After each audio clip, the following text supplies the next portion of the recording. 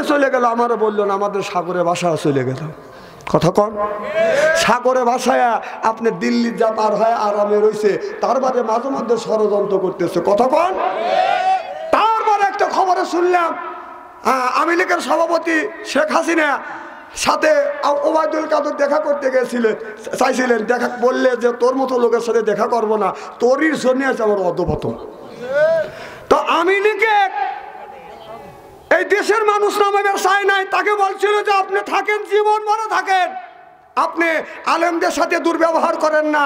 আপনি বলেছিলেন যে ইসলামের আপনার সৌদি আরবের সনদে এই দেশ চালাবো, আপনি সৌদি আরবের সনদে দেশ চালান নাই, আপনি দেশ চালাচ্ছেন ভারতের ওই রাজা বাবুদের সনদে। কতক্ষণ না কে দেউলিয়া বানাইছে সাবেক প্রধানমন্ত্রী, দেশটা দেউলিয়া বানাইছে সাবেক প্রধানমন্ত্রী।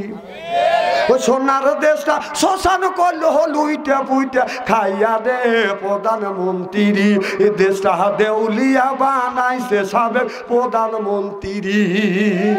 ও কোথায় রইলেন কামরুল ইসলাম, কোথায় কাদের কাকা, কই গেল সে ওই মহিলার সেতাং সেতাং কথা। কোথায় রইলেন কামরুল ইসলাম, কোথায় কাদের কাকা, কই গেল সে ওই মহিলার সেতাং সেতাং কথা। ও দলের মানুষ ভাষাইয়া, দলের মানুষ ভাষাইয়া দিল্লি করলে বাসারে প্রধানমন্ত্রী, দেশটা দেউলিয়া বানাইছে সাবেক প্রধানমন্ত্রী। গরম হওয়া যায় না, মাথা বাদান গরম করা সব সময় ঠিক না। ও হাল্লিমুল কিতাবা ওয়াল হিকমা, রাসূল বললেন তোমরা হিকমত অবলম্বন করো। যখন এই জামাতে ইসলামের উপরে ইসলামী আন্দোলন যারা করছে তাদের উপরে সিরিয়ানি অভিযান শুরু করছিল সাহারার থেকে। কার থেকে? সাহারা বেগমের থেকে সিরিয়ানি অভিযান শুরু করে দিল। আমি চিন্তা করলাম সিরিয়ানি অভিযান কাক কয়, চিন্তা করলাম সিরিয়ানি মাথালিয়া যেমন উকুন টাইনে টেনে বাই করে, যারা ইসলামী আন্দোলন করবে তারা টাইনে টেনে বাই করে মারবে। এখন এরা চিন্তা করলো ওই যে রসুল বলেছে ও আল্লিমুল কিতাবা ওয়াল হিকমা, হিকমত অবলম্বন করো। তারা চিন্তা করলো এদেরকে কোরআনের পক্ষে ইসলামের পক্ষে কিভাবে আনা যায়। সুবহানাল্লাহ, একটু জোরে কর। তখন জামাত ইসলামের যে ভালো ভালো বই আছে তাদেরকে বললো যে জামাত শিবিরের পোলাপানে যদি ধরতে চাও এই বই পড়তে হবে, এই পড়বে, গবেষণা করে রিসার্চ করবে, ওরা আপনি এসে ধরা দিবে যে এরা না আমাদের দলের লোক। তখন এদেরকে ধরিয়া জেলে ঢুকাইয়া মারিয়ে ভালো। আমার কথা কি বুঝতেছে? তখন এইটা ওরা তো শিক্ষিত পোলাপান ভার্সিটির, ওরা এইগুলি পড়িয়া মগজ খুলে দিল কে? আল্লাহ মগজ খুলে দিল। সুবহানাল্লাহ। ওরা চিন্তা করলো যে আমরা যে নেত্রীর পিছনে যাচ্ছি, যে নেত্রীর নেতৃত্ব মেনে চলছি, এগুলি তো সম্পূর্ণ হারাম। আমাদের তো আল্লাহর কাছে যাইতে হবে, আল্লাহর আদালতে দাঁড়াইতে হবে, গোটা জিন্দেগির হিসাব আল্লাহর কাছে দিতে হবে। যতক্ষণ ঠিক কিনা? আবার মগজ খুলে গেল। ওরা ওখান থেকে আপনার আওয়ামী লীগের সভাপতি সেক্রেটারি শেষ পর্যায়ে এই বই পড়া মগজগুলি খুলে গেল। ওরা জামাত শিবিরের নাম দিয়ে এখন দেখেন আপনার ছাত্র আন্দোলনের মধ্যে যতগুলি সমন্বয়ক ছিল তার মধ্যে 100 জন যদি সমন্বয়ক ছিল তার 80 জনই জামাত শিবির করতো। না না, কথা এখন কওয়া লাগবে কে? মন তো খুব খারাপ, মা চলে গেছে।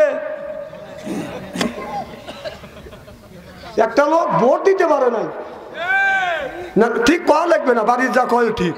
আমি তোমার ভালো করে চিনি, এইটা আমার এলাকা না, আমি চিনি না। আমাদের এলাকায় এক মুরব্বী বুড়ো হয়ে গেছে, বলে যে মরিয়ে যাবো, ভোট একটা দিয়ে আসি। উনি ভোট দিতে গেছে, বুড়ো মানুষ আন কষা তোমার ভোট হয়ে গেছে। কয় কও কি বাপু, কখন মরি কখন বাসি, ভোট হয়ে গেছে। খালি তোমার ভোট না, চাষি আমার ভোটও হয়ে গেছে। কও কি বাবু, তোমার চাষি আমার 6 মাস আগে মারা গেছে আর এসে ভোট দিয়ে গেছে, আমার সাথে দেখা করলো না। চাষা ওই জাতীয়, উনি মাঠের মধ্যে, স্কুল যে মাঠ আছে মাঠের মধ্যে সিকুর। পুলিশ এসে কয় চাষা কি হয়েছে বলেন, কে আপনার গালি দিছে তাকে অ্যারেস্ট করবো। বাবা অ্যারেস্ট করতে পারবে না। কোন কে? কয় যে তোমার চাষি 6 মাস আগে মরে গেছে, আজকে ভোট দিয়ে গেল, আমার সাথে কেন দেখা করলো না। পুলিশ লাখে রোমান নিয়ে হাসতে হাসতে ভাগে যায়। এর চেয়ে লজ্জার আল্লাহর জমিনে হয় না। পরের ভোট মারিয়ে লেখা হে বিপুল ভোটে পাস করছে। এখন শালারা কোথায়? এখন কোনে যে মাকে খুশি করবার জন্য যে এত কিছু করলে, মানুষের সাথে অত্যাচার করলে, গ্রামবাসীর সাথে অত্যাচার করলে, তোর মা তোদের রাখে কোন বিবেকে তোদের সাগরে বাসায়া দিল্লি যা মামুর বাড়ি বার হলো। এখন তোদের অবস্থা কি? তোরা খালে একেবারে সাগরে ভাসতেছিস। এখন বাড়ি ছেড়া, বোর কাছে সুবের বাড়িস নেই। টাঙ্গাইলে মাহফিলে গেছি তো ওই লোকটা বলতেছে হুজুর দোয়া করেন বাড়ি ফিরতে জানি পারে। কোন কিসের দোয়া? তোর বাড়ি ছেড়ছি। লোকটা কান দেওয়ার বলে যে এই সরকারের ক্ষমতা রাখার জন্য কি করি নেই, কি করি নেই। গ্রামের মানুষের সাথে গন্ডগোল করছি, বাইরের সাথে গন্ডগোল করছি। আর সে টুক করে চলে গেল। আমারও বললো না আমাদের সাগরে বাসা চলে গেল। কথা কন, সাগরে ভাসায় আপনি দিল্লি যা পার হয় আরামে রয়েছে, তার বাদে মাঝে মধ্যে ষড়যন্ত্র করতেছে। কথা কন। তারপর একটা খবরে শুনলাম আওয়ামী লীগের সভাপতি শেখ হাসিনা সাথে ওবায়দুল কাদের দেখা করতে গেছিলেন, চাইছিলেন। দেখা বললে যে তোর মতো লোকের সাথে দেখা করবো না, তোরই জন্য আছে আমার অধপতন। তো আওয়ামী লীগে এই দেশের মানুষ নামাবে চায় নাই। তাকে বলছিল যে আপনি থাকেন, জীবন ভরে থাকেন, আপনি আলেমদের সাথে দুর্ব্যবহার করেন না।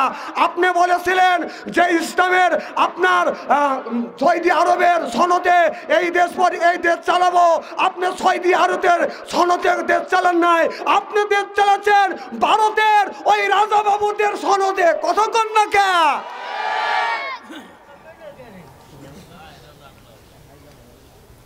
ও দেশটা দেউলিয়া বানাইছে সাবেক প্রধানমন্ত্রী, এ দেশটা দেউলিয়া বানাইছে সাবেক প্রধানমন্ত্রী। ও সোনার দেশটা শ্মশান করলো লুইটা পুইটা খাইয়া দে প্রধানমন্ত্রী, এ দেশটা দেউলিয়া বানাইছে সাবেক প্রধানমন্ত্রী। ও কোথায় রইলেন কামরুল ইসলাম, কোথায় কাদের কাকা, কই গেল সে ওই মহিলার সেতাং সেতাং কথা। কোথায় রইলেন কামরুল ইসলাম, কোথায় কাদের কাকা, কই গেল সে ওই মহিলার সেতাং সেতাং কথা। ও দলের মানুষ ভাষাইয়া, দলের মানুষ ভাষাইয়া দিল্লি করলে বাসারে প্রধানমন্ত্রী, এ দেশটা দেউলিয়া বানাইছে সাবেক প্রধানমন্ত্রী।